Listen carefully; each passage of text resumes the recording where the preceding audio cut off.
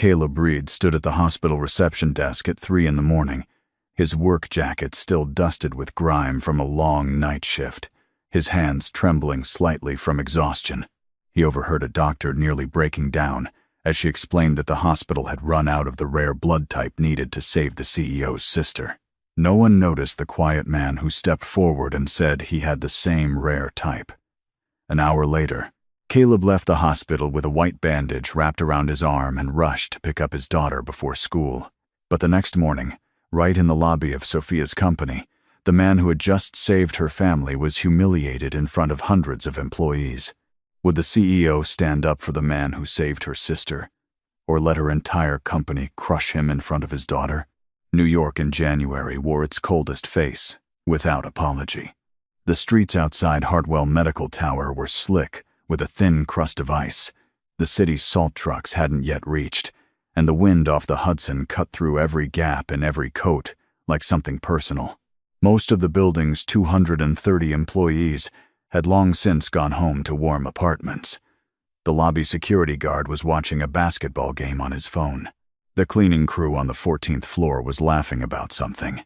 And somewhere deep in the building's mechanical core, in a utility corridor smelling of machine oil and insulated copper wire, Caleb Reed was lying on his back beneath a ventilation housing unit, flashlight clenched between his teeth, trying to find the reason. A single faulty relay was making the entire East Wing climate system run 3 degrees too warm. He was 28 years old, with calloused hands and fingernails kept short. He wore a gray maintenance uniform with a small embroidered patch above the left breast pocket that said Caleb in block letters, the only way most people in the building ever learned his name. Not by asking, by reading. He found the relay at 12:47 in the morning, replaced it, tested the output, logged the repair in the digital work order system with a timestamp and a 3-sentence description that was factually complete and emotionally inert, the way all his reports were. He did not write that his back had been aching since the previous Tuesday. He did not note that he had eaten dinner at 9:30, a cold turkey sandwich from a gas station on 10th Avenue, while sitting on a 5-gallon bucket in the equipment room on the 2nd floor, because the break room on that floor had a paper sign that said staff only, and he had decided years ago it was easier to eat elsewhere than to find out if it meant him. At 1:15, he sat down in the corner of the mechanical room, with his back against the wall, and pulled out his phone. Luna answered on the 2nd ring, which meant she had been waiting. She was 6 years old, and she had her mother's eyes very dark, very direct, the kind of eyes that noticed everything and filed it away.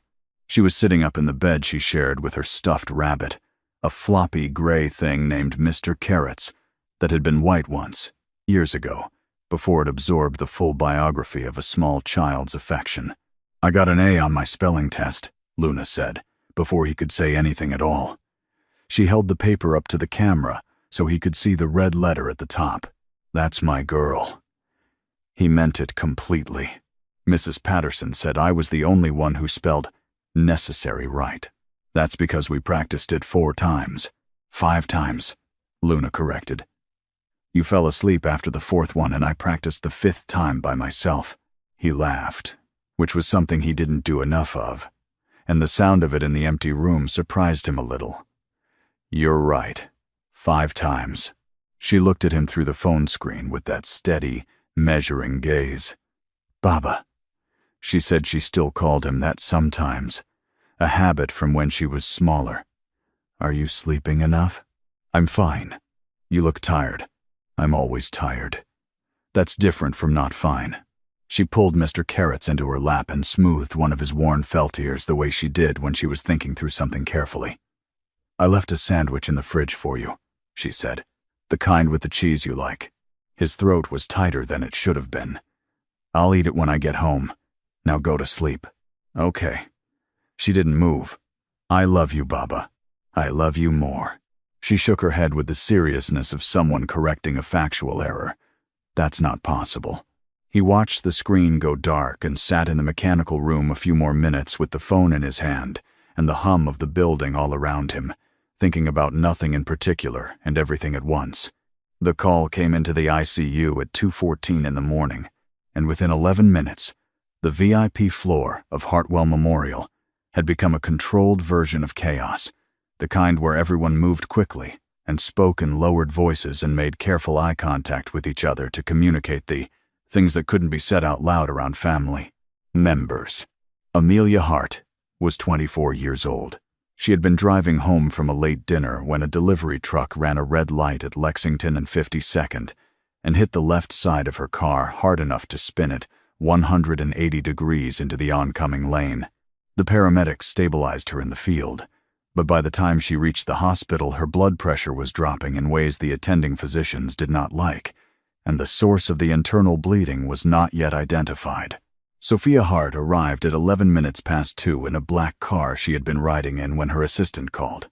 She was still wearing a charcoal blazer and tailored trousers from a dinner event for a pharmaceutical partner firm, and the composure she normally wore like a second skin had, for the first time in a long time, developed a visible crack. She walked through the automatic doors, found the chief of staff immediately, and the conversation they had in the hallway outside the elevator was not one Sophia Hart was accustomed to having. The blood type was AB negative, the rarest combination in the standard classification system, carried by fewer than 1 in 50 people. The hospital's supply had been critically low, following a multi-vehicle accident the previous weekend that had consumed most of their emergency reserves. The regional blood bank had been contacted, but the logistics of an emergency transfer at this hour were not a situation anyone in that hallway could resolve with a phone call. Dr. Patricia Monroe, the attending on the case, was trying very hard to maintain the measured tone that 22 years of emergency medicine had trained into her, but Sophia could hear the strain underneath it. "If we don't have access to compatible supply within the next hour," Dr. Monroe said quietly, "the procedure becomes significantly more complicated." Sophia did not respond immediately. She was very still in the way that people are still when they are holding themselves together by choice rather than by ease. Caleb had been in the utility corridor adjacent to the ICU floor for the past 40 minutes, working on a junction box that had been causing intermittent power fluctuations in the medical monitoring equipment on that level. He was close enough to hear the conversation in the hallway because the door to the corridor was propped open with a rubber wedge, and because the floor was otherwise nearly silent. He heard the blood type. He heard the timeline. He stood still for a moment with a wire stripper in his hand. He reached into his chest pocket and pulled out his wallet. Inside, behind his transit card and a pharmacy receipt, was a small laminated card he had carried for 7 years, an organ donor card that listed his blood type, which his wife had made him get when they were both 21 because she said everyone should know their type and carry it. AB negative. He thought about his wife. He thought about the 4 hours they had waited in an emergency room in another city, in another life, when the system had not moved fast enough, and the outcome had become permanent. He put his tools down. He walked out of the corridor and into the hallway and said, calmly and without preamble, "I'm AB negative. Where do I need to go?" The doctor turned. Sophia turned. For a single held breath, the hallway was completely still. "Just save her first," Caleb said. "I don't need anything else." They took his blood at 2:51 in the morning. He sat in the chair, extended his left arm without being asked twice, and looked at the wall while the phlebotomist worked. He was not afraid of needles. He understood the physiological mechanics of what was happening in a way that made the discomfort abstract. He thought about Luna sleeping at home with Mr. Carrots. He thought about Mrs. Guzman, who was 63 with a bad knee and was doing him a favor by staying past midnight. He was finished before 4 in the morning. The bandage was white medical gauze secured with adhesive tape. The phlebotomist told him to keep it on for at least 6 hours and eat something with iron before noon. He nodded, put on his jacket carefully, and threaded his bandaged arm through the sleeve. Someone at the nursing station said, "Sir, we'll need your information. Dr. Monroe said she'd like to speak with you." "You have what you need for the medical record," Caleb said. "I have to go pick up my daughter." He took the elevator to the ground floor, walked through the lobby past the security guard, who had switched from basketball to a late-night talk show, and stepped out into the 4:15 morning air, which was even colder now than it had been at midnight. He caught the northbound train at 4:29. He sat in the second car with his bandaged arm resting in his lap and closed his eyes for the 17 minutes to his stop. Not because he fell asleep, but because closing his eyes was sometimes the closest thing to rest he could manage on a given night.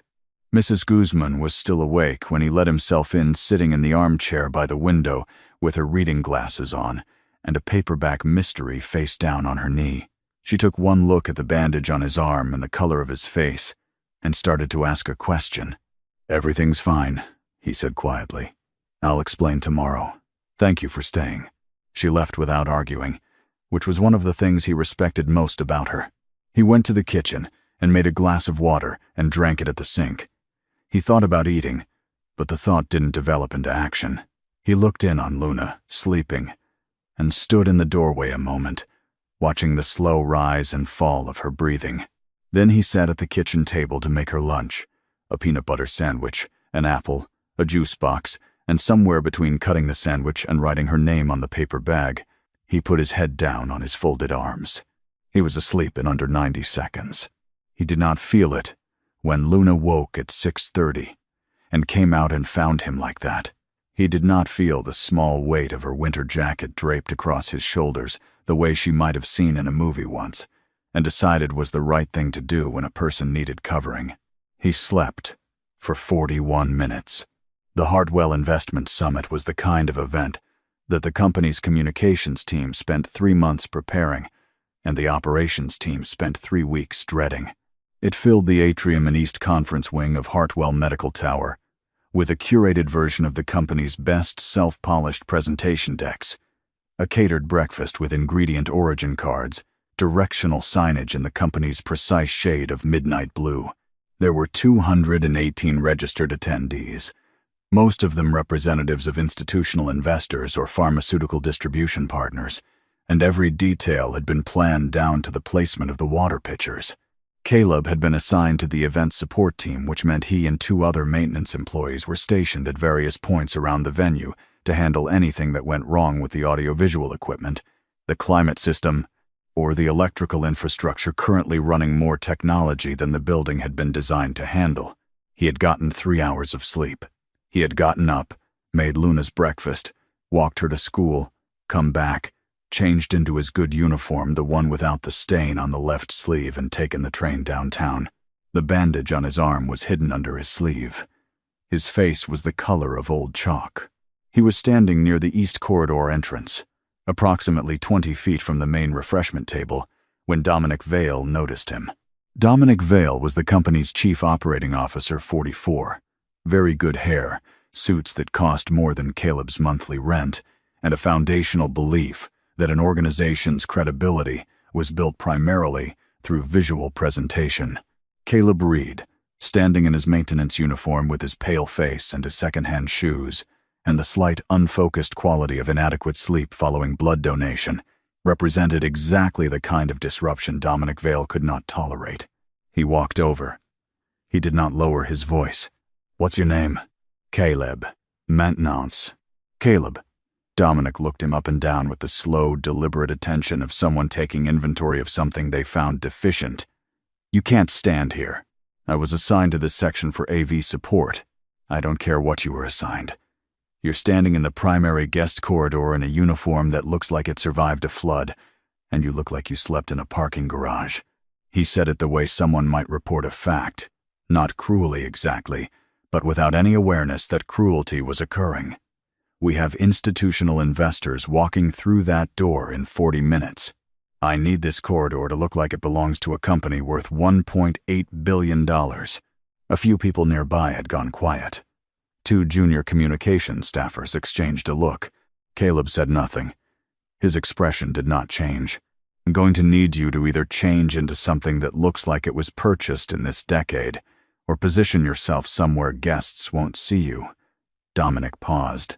He tilted his head slightly. "Are you all right? Are you unwell?"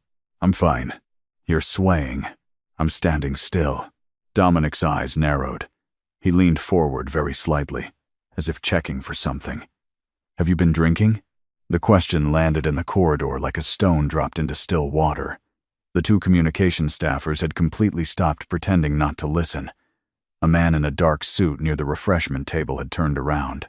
Someone laughed, not loudly, but the laugh was real, and it came from the direction of the table, and it landed where laughs like that always land. Caleb looked at Dominic Vale for a long moment. His hands, which had been steady all night in the utility corridor, and steady when the phlebotomist's needle went in, and steady when he carried his sleeping daughter from the couch to her bed, were very still at his sides. "No," he said, "just that. Then, I suggest you excuse yourself before you become a problem." At 10:47, Caleb found a window in the event support rotation and sat down in the secondary corridor near the east service exit to eat. He had not eaten since the gas station sandwich the night before, and the phlebotomist's instructions about iron were beginning to feel less like suggestions. He opened the insulated lunch bag he had brought from home. Inside was the lunch he had packed for himself that morning, which he had made while simultaneously making Luna's, which meant the two bags had been accidentally swapped. Luna was probably eating his ham sandwich at school right now and wondering why she had the wrong chips. He unwrapped what he found.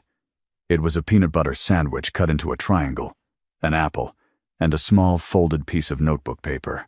The paper was covered in the large, careful handwriting of a child who was still learning to keep letters the same size. It said in blue crayon, "Daddy, you are my hero." Beneath the words she had drawn two figures, a tall one and a small one holding hands, both of them with circular smiling faces and arms that were slightly too long for their bodies. The tall figure had a crown on its head. The small figure was holding what appeared to be a rabbit. He sat with it for a moment. Just a moment. He was still looking at it when Dominic Vale came around the corner with two investors in conversation, giving them what was clearly a casual tour of the facility's behind-the-scenes infrastructure, the kind of informal access that made important people feel trusted. Dominic saw Caleb. Then he saw the paper. He crossed the distance before Caleb had time to process the intention. He reached down and picked the paper up off Caleb's knee with two fingers, the way you might pick up something that had fallen on the floor of a restaurant. "What is this?" He read it aloud. "Daddy, you are my hero." He said it in the voice people use when they are reading something charming in a patronizing way, a smile in the delivery that was not actually a smile. "That's very sweet." One of the investors chuckled. The other looked at the floor. From a doorway down the corridor, a young woman in the marketing department had her phone out. She was recording. Caleb stood up. He was taller than Dominic by 2 inches, and the height differential was more noticeable when he was standing. He held out his hand for the paper. Dominic did not immediately give it back. He looked at Caleb with something that was not malice precisely. It was something worse than malice, something that didn't recognize the weight of what it was doing.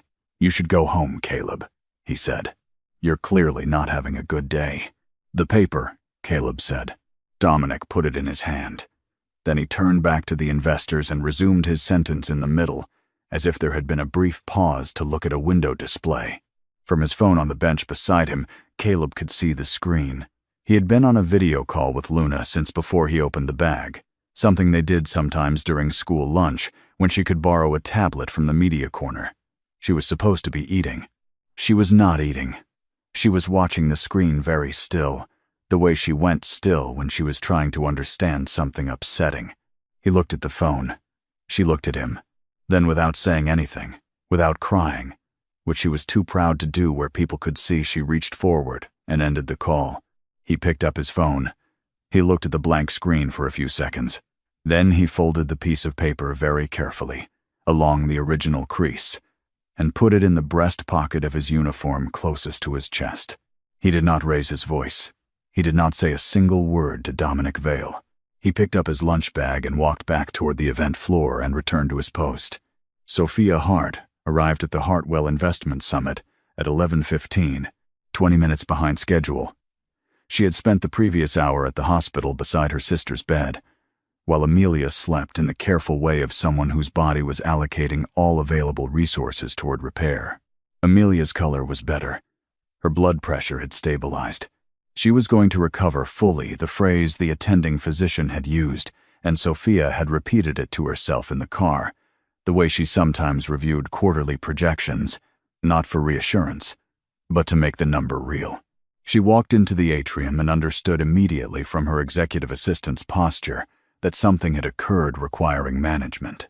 She did not ask immediately. She moved through the room, shaking hands with 3 investors, exchanging 4 sentences with the head of the pharmaceutical panel, accepting a coffee she did not want and would not drink. She noticed Caleb Reed at 11:22. He was standing near the east corridor entrance, where the event support team had been positioned. He was standing correctly professional posture, appropriate positioning, not interfering with the flow of guests. But Sophia noticed the bandage. It was visible at the cuff of his left sleeve, where the fabric had shifted slightly when he moved. White medical gauze, the specific width and wrap pattern used in a clinical draw. She had seen exactly that bandage 11 hours ago, on a different arm, on a different floor of a different building. She also noticed that his face had the pale, inward-focused quality of someone past the comfortable edge of their physiological reserves. She had seen that too, not recently, but she remembered it. Dominic was speaking with 2 investors near the presentation entrance, animated, confident, performing the role of a senior executive with practiced ease. He said something. One investor laughed. Dominic gestured in Caleb's direction with the casual dismissiveness of someone indicating an inconvenient piece of furniture. Sophia set her coffee down. She did not cross the room. Not yet. She watched Dominic approach Caleb and say something too far away to hear, and she watched Caleb's face, the stillness of it, the complete absence of defensive reaction, as if he had learned very early that visible reaction gave the other person what they wanted, and had simply decided not to provide it. Her executive assistant appeared at her elbow. There was an incident earlier, with Dominic and one of the maintenance staff. Get me the employment file for the maintenance team member on East Corridor support today. She turned back toward the presentation suite, carrying the image she couldn't place, the pale face, the careful stillness, the bandage at the cuff, the way you carry something without meaning to, because some part of your mind has decided it's important before the rest of you has caught up. She remembered a figure in a hospital corridor at 2:30 in the morning, a work jacket, hands that were steady, a voice that said, just save her first, without asking for anything in exchange.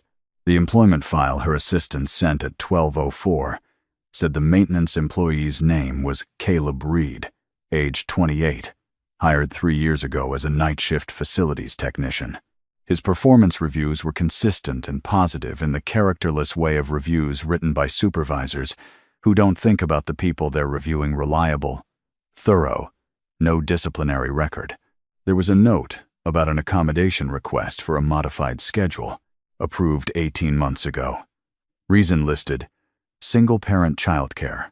Sophia closed the file and called the administrator at Hartwell Memorial, asking with the specific tone she used when she was not actually asking, to review the security camera footage from the 4th floor ICU corridor between 2 and 4 in the morning. It took 11 minutes to pull the relevant segment. She watched it twice. The figure in the corridor was unmistakable. The maintenance uniform, the work jacket, the economical way he moved. She watched him stop in the corridor, reach into his wallet, walk out of the utility access doorway, and say something to Dr. Monroe. Then she watched the donation segment. She watched him sit in the chair, extend his arm. At 3:47, when the procedure was finished, nod once, stand up, put on his jacket, and walk toward the elevator. He was at the exit by 3:54. He did not stop at the nursing station. He went through the lobby doors and out into the dark and the cold. Sophia had her assistant connect her to Dr. Monroe directly. He said he had to pick up his daughter, Dr. Monroe confirmed. We tried to get his full contact information for follow-up. He gave us his name and his employee ID number and said the hospital would have the rest on file from his employee health enrollment. Then he left. Was the bandage, was the draw site stable when he left? There was a pause. He was moving quickly. I don't know if the site had fully closed. We typically recommend 15 to 20 minutes of supervised rest after a draw of that volume. Sophia ended the call. Amelia was awake by early afternoon. Sophia was sitting in the chair by the bed very still, in the way she sat when doing the careful work of recalibrating her understanding of something. "They told me someone came in," Amelia said. Her voice was careful and slight. "A stranger. That's what they said. He works in the building," Sophia said. "Our building. I want to thank him." "I know." Sophia was looking at the window. "I'm going to take care of it." Amelia found Sophia's hand on the arm of the chair. She held it with the gentle patience she had always had with her older sister. The patience of someone who had spent a lifetime watching a very capable person miss the things that mattered most. "I know," Sophia said again. She didn't know. Not yet. But she was beginning to. The audiovisual failure happened at 1:43 in the afternoon, during the second major presentation of the investment summit, the product pipeline overview that Sophia's team had spent 6 weeks preparing, the one with the custom animations and the third-party research data that the financial analysts in the room had specifically requested access to. The projection system died. Not a flicker, not a brief interruption that could be covered with a joke from the presenter. A complete failure of the display infrastructure in the East Conference Suite. At the precise moment when the lead investor from a Boston firm was leaning forward in his chair because he had been engaged, and the slide about to appear was the one that would have shown him the number he came to see.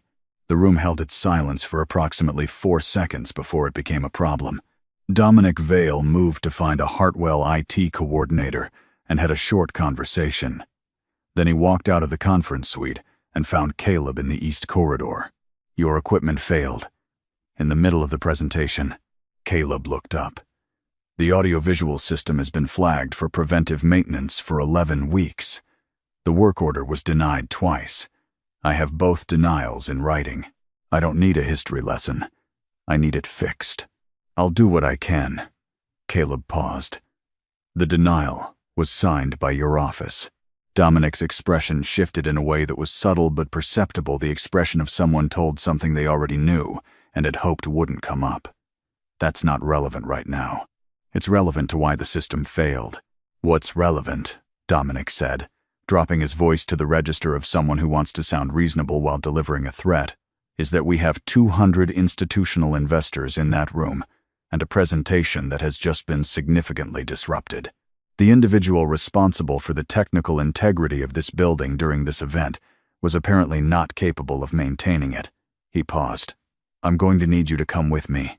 The meeting that followed took place in the small conference room off the main corridor, 4 people at the table. Dominic, the HR director, the building operations supervisor, and Caleb.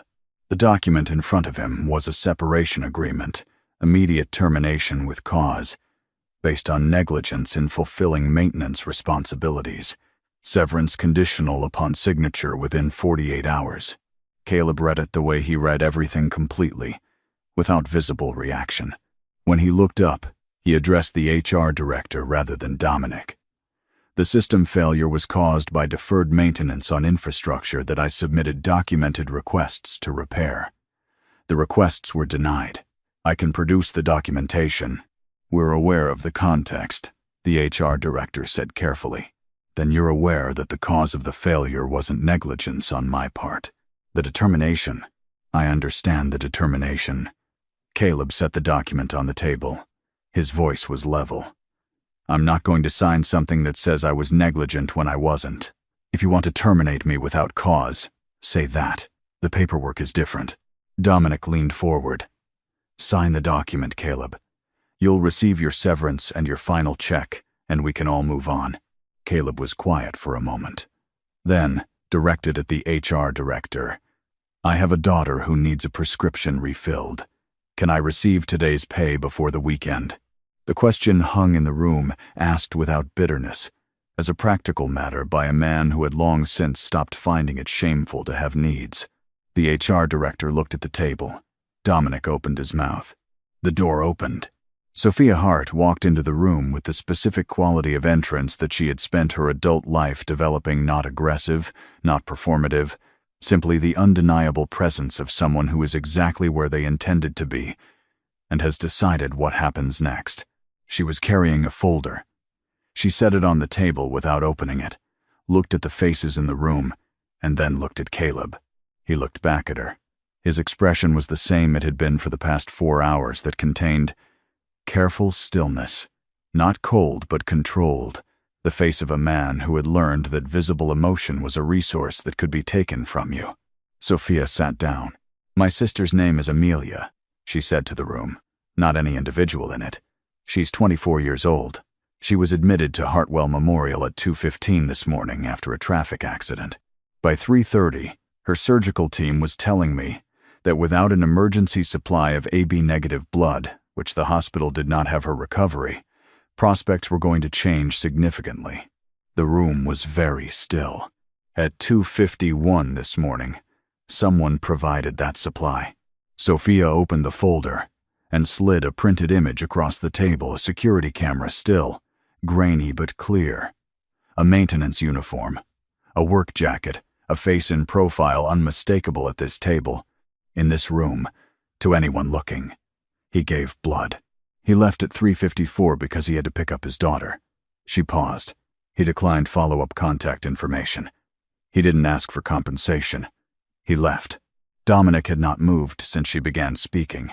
He was very still, in the way of someone hoping that stillness might function as camouflage. "I'm going to play something," Sophia said. Her assistant connected a tablet to the room's display screen. The video showed Dominic Vale picking up a piece of paper from a man's knee and reading it aloud to 2 investors, who watched with expressions ranging from uncomfortable to complicit. It showed the man whose paper it was holding out his hand and waiting with considerable patience to have it returned. Nobody said anything for a moment. "Dominic." Sophia's voice was not raised. It was precise in the way that things are precise when they have been stripped of everything unnecessary. The work order denials for the AV system. "I'd like you to confirm who authorized them." That was a budget prioritization. "Yes or no?" He said yes. The separation agreement on the table.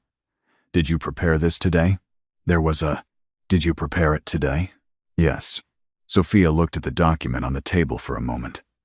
Then she picked it up, folded it once along its length, and placed it in her folder. "You can go," she said to Dominic. He started to speak. "Now," she said. He left. The door did not slam, but it closed with a firmness that communicated the same information. Sophia turned to the HR director and the operations supervisor. "The termination paperwork is withdrawn. The documented work order history will be reviewed by my office. Mr. Reed's pay for today and his remaining scheduled hours this week will be processed by end of business." She closed her folder. That's all. They left. Sophia and Caleb were alone. He had not spoken during any of it. He had sat and watched with the careful attention of someone trying to understand what he was witnessing and what it meant for him specifically. He spoke now. "I wasn't looking for that." "I know. I don't want to be a story someone tells about how the CEO stepped in." "I understand." Sophia looked at him directly. "What do you want?" He was quiet for a moment. "To go home," he said. "To my daughter." She didn't go through his file because she was looking for leverage. She went through it because something in the maintenance records didn't add up the system alerts he had flagged, the procedural vocabulary in his incident reports, the specific language he used when describing electrical faults in the ICU monitoring infrastructure. The file from the HR archive was not the short employment record she had expected. Caleb Reed had enrolled at Columbia University 6 years ago as a graduate student in biomedical engineering. His undergraduate thesis on adaptive monitoring systems for intensive care units had received a departmental citation. His first year of graduate work included an independent project on real-time failure detection in hospital, HVAC and electrical systems, the precise category of infrastructure he had spent the last 3 years maintaining in her building for maintenance wages. He had withdrawn in his 2nd year. The administrative notation said personal circumstances. Sophia found the death record through a separate search. Rebecca Reed, 24 years old, had died in a Pittsburgh hospital emergency room following a cardiac event. She had left behind a husband and a daughter who was, at the time, 8 months old. She drove to the address in the employee file herself, which was not something she did. The building was a 5-story walk-up in a neighborhood being argued over by developers and the people who actually lived there. She buzzed the apartment on the 3rd floor. Caleb answered the intercom, and then, after a pause, the front door. The apartment was small and clean, in the way that takes more effort than spacious cleanliness. Nothing extra, nothing wasted. Everything in a place that had been chosen deliberately. There were drawings taped to the refrigerator, overlapping layers of them. On the small table by the window was an engineering textbook, with its binding held together by a rubber band, and a yellow legal pad with calculations that she recognized as the notation of someone who still thought that way, who still reached for the equations when something needed to be understood. Luna was asleep on the sofa with her knees pulled up and Mr. Carrots tucked under her chin. Caleb had been at the kitchen table with a small purple plastic horse, a detached leg, and a tube of craft adhesive. He held the door open. "How did you find the address?" "Employment file." He nodded. "What do you need?" She looked at the apartment, at the textbook, at the legal pad. "I read your graduate file," she said. He was quiet. "The adaptive monitoring thesis. The ICU alert system design. My hospital runs a version of that system now. A commercial one. Yours was better." He looked at the table. The small purple horse. "You kept the textbook," she said. "Luna uses it," he said after a moment. "She likes the diagrams. She's been trying to copy them." Sophia looked at the sleeping child, at the drawings on the refrigerator, at the man who had left a hospital in the dark with a still bleeding arm to come home and make a peanut butter sandwich and fall asleep at a kitchen table. She sat down, without being asked, in the second chair.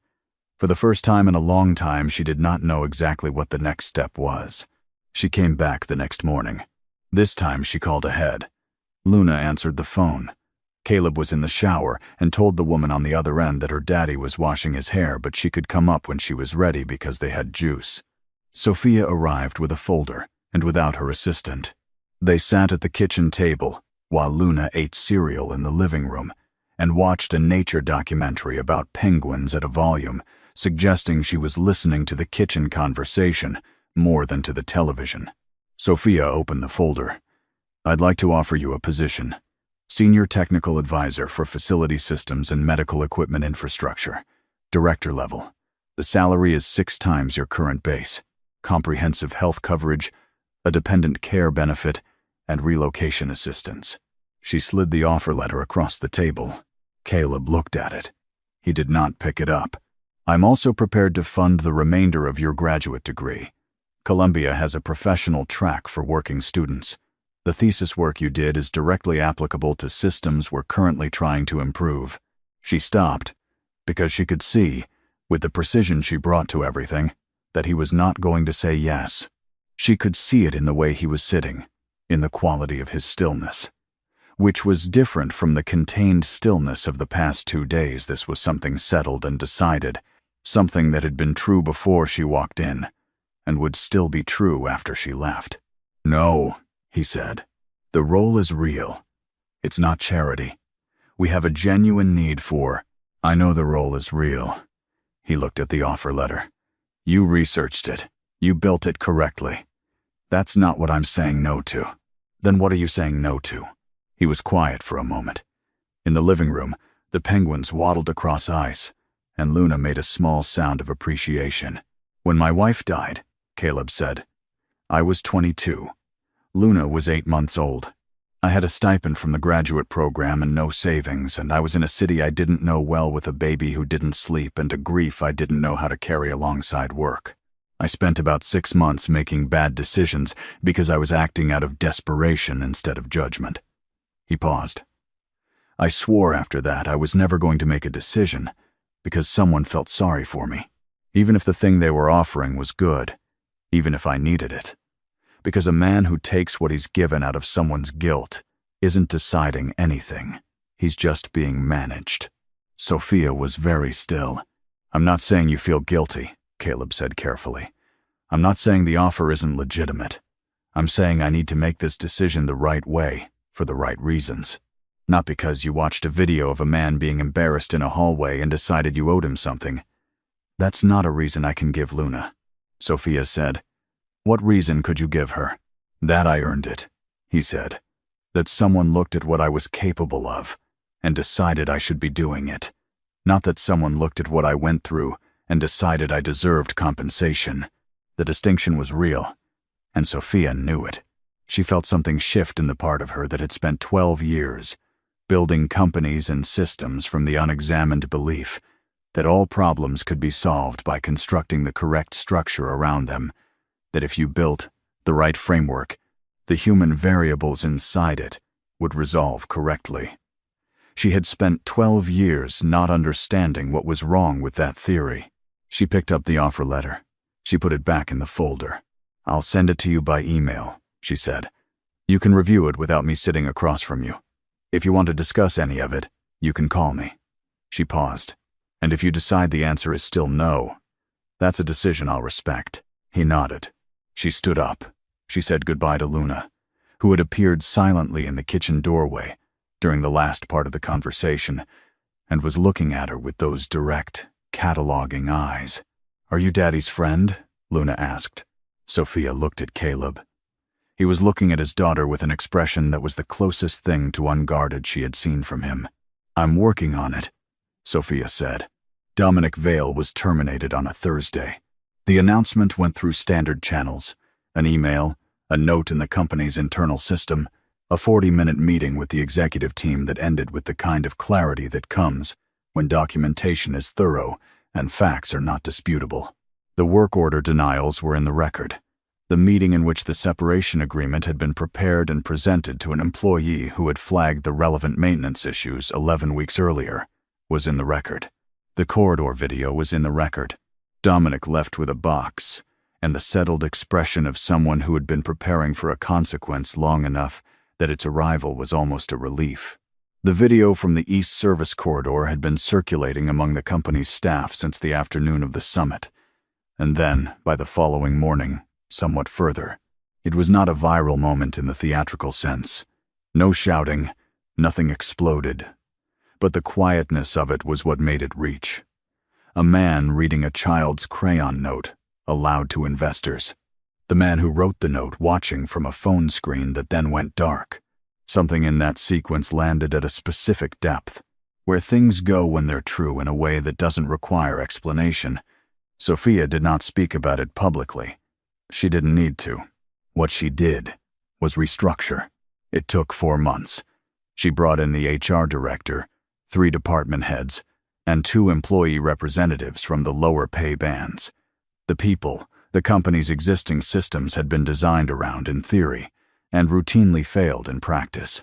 They built a single-parent employee assistance fund with a real budget and a real administrator, not a line item that existed on paper to satisfy an audit. They revised the health insurance tiers so that employees below a certain compensation threshold received enhanced dependent coverage rather than reduced. They created a formal work order escalation protocol so that safety-critical maintenance requests could not be denied at the operational level without documented review from facilities leadership. None of these things were announced at a press event. They were implemented. The difference between announcement and implementation was something Sophia had always understood intellectually and was only now understanding in the way that changes how you move through a building. Caleb accepted the role. He did it 3 weeks after the offer letter arrived in his email. 3 weeks in which he had read it several times, looked up comparable positions in the market, called a former professor from Columbia now at a systems consultancy in Boston, and asked Luna, in the oblique way parents ask children things when they're trying to hear what they actually think. If Baba got a different job, what would you think about that? Luna thought about it carefully. Would you still come home at the right times? Yes. Would the new job be harder than the old job? Different kind of hard.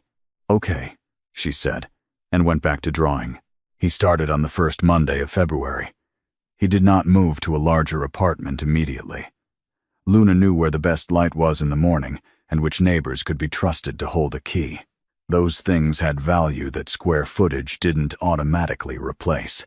Maybe in the spring. He did finish the graduate degree. It took 2 years, done in evenings and weekend mornings at the kitchen table under the same lamp.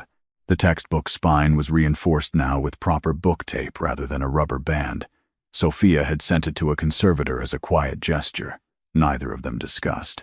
Amelia met him in April. They had coffee in the hospital cafeteria, her choice of venue, which Caleb appreciated for its lack of ceremony. She thanked him in the direct and genuine way of someone who had decided the full weight of what she felt deserved to be said plainly, and then let rest.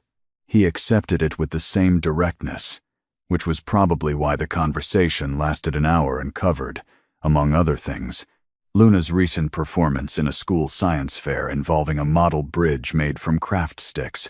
On a Thursday in late February, Sophia drove to Luna's school.